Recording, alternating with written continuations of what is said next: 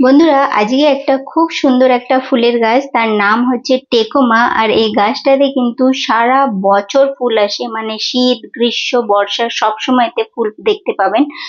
অনেক বেশি ঠান্ডাতেও কিন্তু এতে ফুল আসে। এবার এই গাছের কিন্তু আজকে আমরা অনেকগুলো কাজ করব। আমার কাছে দুটো আছে এই গাছ, মানে হলুদ আর কমলা। তো এই গাছে আজকে কিন্তু আমি ডাল থেকে চারা তৈরি করব, প্রতিস্থাপন করা দেখাবো, তার সঙ্গে মাটি তৈরি করা, ব্রাঞ্চ কাট করা, মানে পুরো কমপ্লিট ভিডিও আছে এই গাছের। তো ভিডিওটা স্কিপ না করে পুরোটা দেখে নেবেন যদি আপনাদের কাছে টেকোমা গাছ আছে। তো তো চলুন স্টার্ট করা যাক আজকের এই ভিডিও। তার আগে নমস্কার বন্ধুরা, আমি প্রিয়া আর আমার চ্যানেলে আপনাদের স্বাগত জানাচ্ছি। তো চলুন স্টার্ট করা যাক আজকের এই ভিডিও।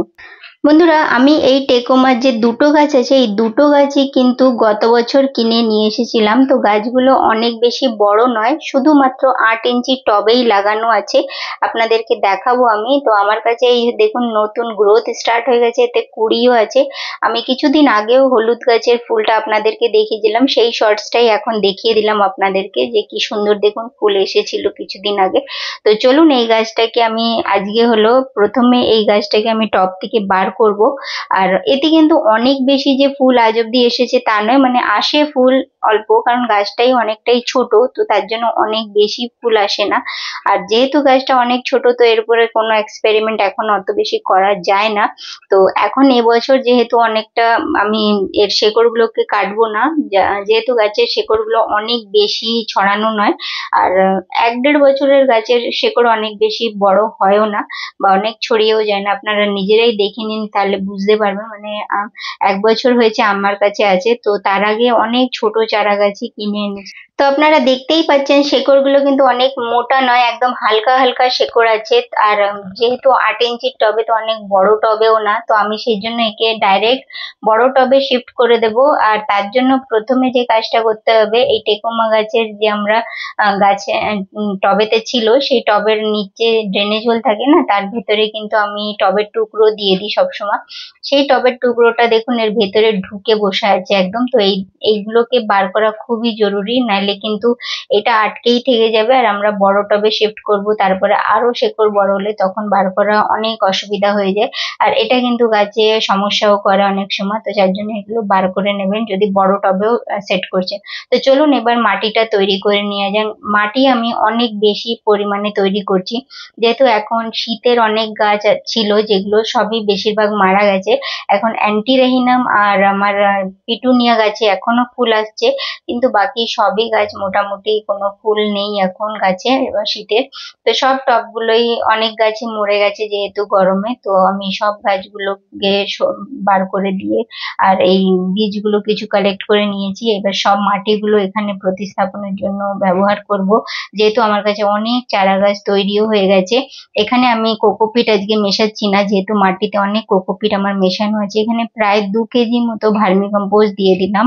আর তার সঙ্গে আমি এখানে 70 গ্রাম মতো সর্ষের খোল দিয়ে দিচ্ছি। মাটিটা অনেকটা বেশি আছে, যার জন্য আপনাদের অল্প কোয়ান্টিটিতে যদি মাটি তৈরি করতে হয় তাহলে ভিডিও আলাদা শেয়ার করা আছে, আমি লিংক দিয়ে দেবো, দেখে নেবে।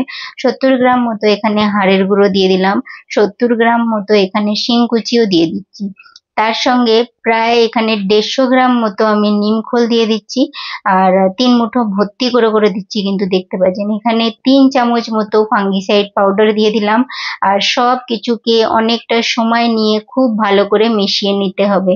ভিডিওটা একটু স্কিপ করা বা ফাস্ট ফরওয়ার্ডও করা আছে, কারণ কি অনেকটা লম্বা হয়ে যাবে যেহেতু। তো যতটা আপনাদের কাজের মানে ব্যাপারগুলো আছে সেগুলো আমি দেখিয়ে দিচ্ছি আপনাদেরকে, নাহলে এই ভিডিও অনেকটা লম্বা। আমি অনেকটা সময় লেগেছিল আমার এই মাটিটাকে মেশানোর জন্য, তো অনেকটা ফাস্ট ফরওয়ার্ড করে আপনাদেরকে দেখিয়ে দিচ্ছি।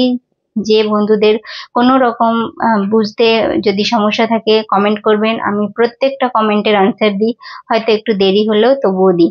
এবার আমি এখানে এই বড় বড় যে প্লাস্টিকের কন্টেনারগুলো থাকে, টবগুলো, এতেই আমি দিয়ে দিই। এতে 4টে করে কিন্তু আমি ড্রেনেজ হোল করে নিয়েছি, যেহেতু গ্রীষ্মকালে আগে প্লাস্টিকের কন্টেনারে অনেক সময় সমস্যা হয়, কিন্তু এই টবে দেওয়ার পর আমার কোনো গাছের সমস্যা সেরকম হয়নি। আমি ড্রেনেজ হোল বেশি করে করি, দেখে নিন 4টে করে করেছি। এবার যে পটিং মিক্সটা তৈরি করেছি সেই পটিং মিক্সটা কিন্তু দিয়ে দিচ্ছি। এবার পুরোটা ভরবো না, যেহেতু আমরা এর রুটস গুলোকে কাট করিনি। তো আমি এখানটা গাছটাকে বসিয়ে এই রুটস বলটাকে একটুখানি ভেঙে দিচ্ছি, মানে ছড়িয়ে দিতে হবে জিনিসটাকে, মাটিটাকে একটুখানি, যাতে তাড়াতাড়ি শেকড়গুলো কিন্তু ছড়িয়ে যেতে পারে। আর গাছটাকে ভালো করে সেট করে দিতে হবে। আর এইভাবে আর একটা গাছও আমি আস্তে আস্তে এই রুটস বলগুলোকে ভেঙে দিচ্ছি, ভেঙে দিয়ে কিন্তু মাটির সাথে মিশিয়ে দিতে হবে। এরকম আপনারাও করবেন। যদি আপনাদের ছোট গাছ থাকে, বড় গাছ হলে রুটস গুলোকে কাটতে হবে। আমার অন্য ভিডিও দেখে নেবেন, তাতে অনেকই আমি এরকম শেকড় কাটা দেখিয়েছি। যেহেতু আমার গাছটা অনেকটা ছোট, সেজন্য এবার এগুলো আমি করবো না, নাহলে আমার গাছের ক্ষতি হতে পারে। ব্যাস, এবার আমি ওপর থেকে মাটি দিয়ে দিলাম। 1 ইঞ্চি মতো ওপর থেকে খালি রাখতে হবে টবগুলোকে, নাহলে কিন্তু সামনে অনেক গরম আছে, তো গরমে আপনাদের টবের থেকে মাটি ভেসে চলে যাবে জল দেওয়ার সময়। তো এখানে আমি খুব ভালো করে জল দিয়ে দিচ্ছি। আর গাছগুলোকে সেমি শেডে রাখতে হবে, নাহলে কিন্তু আপনাদের গাছ শকেও চলে যেতে পারে, যেহেতু এখন অনেকটাই গরম পড়ে গেছে। এবার এখানে আমি ব্রাঞ্চ গুলোকে কেটে দিচ্ছি, যার জন্য আপনারা ভালো ধারালো টুলস নেবেন। তো চলুন, এখানে যে ডালগুলো কাটছি সেই ডালগুলোকে একদম ফেলবেন না, কারণ কি এই ডাল দিয়েই আমরা ডাল থেকে চারা তৈরি করব। তো খুব তাড়াতাড়ি ডালগুলোকে কেটে নিতে হবে, আর তারপরে আমরা যে কাজগুলো করব সেটাও আপনাদেরকে দেখিয়ে দিচ্ছি। তো এখানে যে কাজ, প্রথমে আমি এই গাছের হাইটটা কিন্তু 1.5 ফিট মতো রাখছি, যাতে মাল্টিপল ব্রাঞ্চ আসে আর আমার একটা খুব সুন্দর একটা ঝাঁকড়া গাছ তৈরি হয়ে যায়। এখানে ডালগুলোকে সবগুলোকে সরিয়ে দিচ্ছি, আর এই ডাল দিয়েই ডাল থেকে চারা যেহেতু তৈরি করব। আর এখানে আমি এবার ফাঙ্গিসাইড পাউডার নিয়ে নিচ্ছি। আমি সাফ ফাঙ্গিসাইড ব্যবহার করি। এবার এর মধ্যে 1-2 ফোঁটা মতো জল দিয়ে দিচ্ছি, আর তারপরে একটা পেস্ট তৈরি হয়ে যায়। সেই পেস্টটাকে যেখান থেকে আমি কাটার চালিয়েছি সেখান থেকে লাগিয়ে দিচ্ছি, যাতে উপর থেকে কোনো রকম আমার ডালগুলো শুকিয়ে না যায় বা ডাল ব্যাক সমস্যাটা না হয়। এই জন্য এই কাজগুলো করা, আর গাছটা যেন খুব ভালোভাবে গ্রোথও করে। তো ব্যাস, এইভাবে এখানে অব্দি কাজ হওয়ার পরে এবার আমরা মেন পয়েন্টে আসছি, কাটিংস গ্রো করা। এর জন্য আপনারা যত মোটা যদি ডাল পাচ্ছেন ভালো কথা। আর এরকমই আমি মানে ডালগুলো নিচ্ছি, একটু সোজা ডালগুলো নেবেন। নোড এরিয়ার নিচের দিকে একটুখানি তিরছা বা একটু বেঁকা করে ডালটাকে কাটতে হবে, নিচের দিকটা। ওপর দিকটা সোজা কাটতে হবে। 5 থেকে 6 ইঞ্চি মতো সাইজ রাখবেন ডালগুলোকে। এরকম আমি আরেকটা কেটে দেখিয়ে দিচ্ছি, তারপরে আপনারা নিজেরা কিন্তু ঠিকভাবে কেটে নেবেন। ব্যাস, এইভাবে 5 ইঞ্চি বা 6 ইঞ্চি আমি এখানে 8টা কাটিংস বার করতে পেরেছি। এবার আমি এখানে জল নিয়ে নিচ্ছি। জলের মধ্যে আমি 1/2 চামচ মতো ফাঙ্গিসাইড পাউডার মিক্স করে দেব। আমি এখানে সাফ ফাঙ্গিসাইড দিয়েই আজকে কিন্তু কাটিংস গ্রো করব, অন্য কোনো জিনিস ব্যবহার হবে না। অনেকের কাছে রুটিং হরমোন থাকে না, কিন্তু ফাঙ্গিসাইড পাউডার সবার কাছেই কিন্তু অ্যাভেলেবল থাকে। এই ডালগুলোকে মিনিমাম 5 থেকে 10 মিনিট ভেজাতে হবে। যতক্ষণ আমরা অন্য কাজ করব ততক্ষণ ভিজিয়ে রাখলেও যথেষ্ট। ব্যাস, তারপরে এখানে আমি এরকম ছোট ছোট ডিসপোজাল বাটি নিয়ে নিচ্ছি। এর মধ্যে ড্রেনেজ হোল 3টে-4টে করে করা আছে। আর এবার আমি এগুলো আগেও ব্যবহার করেছিলাম, সেগুলোকেই আবার ধুয়ে, যেহেতু সেই ডালগুলো তৈরি হয়ে গেছে, পরিষ্কার করে আবার গাছ বসাচ্ছি।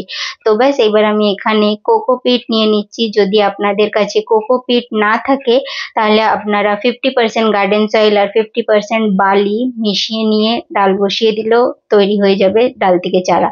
আমি কোকোপিটে করি, যেহেতু আমি 100% রেজাল্ট পেয়ে যাই, যার জন্য আমি কোকোপিটেই করে নিই। এইভাবে গাছ মানে কোকোপিটটাকে ভর্তি করে নিতে হবে। একটু চেপে ভরবেন, কিন্তু অনেক বেশি চেপে ভরার দরকার নেই, হালকা হালকা একটু চেপে দিলেই হবে।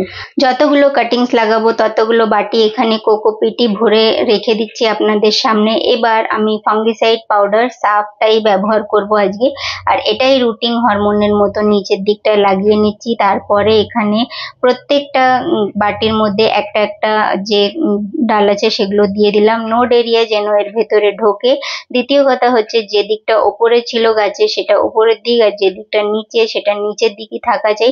ডালগুলো বসানোর পরে রোদে রাখবেন না, সেমি শেডে রাখবেন, রেগুলার হালকা হালকা জলের শাওয়ারিং করবেন, ময়েশ্চার মেনটেন রাখবেন। সবসময় যেন এই কোকোপিট বা যে মাটিতেই লাগাচ্ছেন সেটা যেন হালকা ভিজে ভাব থাকে। এবার আঙুলের সাহায্যে কিন্তু হালকা হালকা চেপে দিতে হবে। আর তার আগে আমি এখানে ফাঙ্গিসাইডের যে পেস্ট সেটা ওপর থেকে লাগিয়ে দিচ্ছি, যাতে আমাদের ডালগুলো ওপর থেকে যেন কালো না হয়ে যায়। ফাঙ্গিসাইডটা লাগালে এটা একটা সুবিধা যে ডালগুলো চট করে কালো হয় না।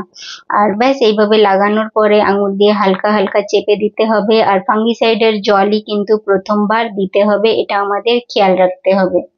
সব ডালগুলোকে খুব সুন্দরভাবে এইভাবে চেপে দিতে হবে। আর ডালগুলোকে বারবার বার করে দেখবেন না। আপনাদের ডাল থেকে চারা তৈরি হলে আপনারা নিজেরাই বুঝতে পারবেন খুব সুন্দরভাবে পাতা বের হয়ে যায়। আমার চ্যানেলে অনেক ভিডিও শেয়ার আছে, আপনাদের সঙ্গে প্লেলিস্ট তৈরি করা আছে, গিয়ে দেখে নেবেন ওখানে। আর যদি আপনাদের কোনো অন্য ডাল থেকে চারা তৈরি করা শিখতে হবে তো অবশ্যই কমেন্ট করবেন, আমিও দেখবো করে একবার নতুন কিছু।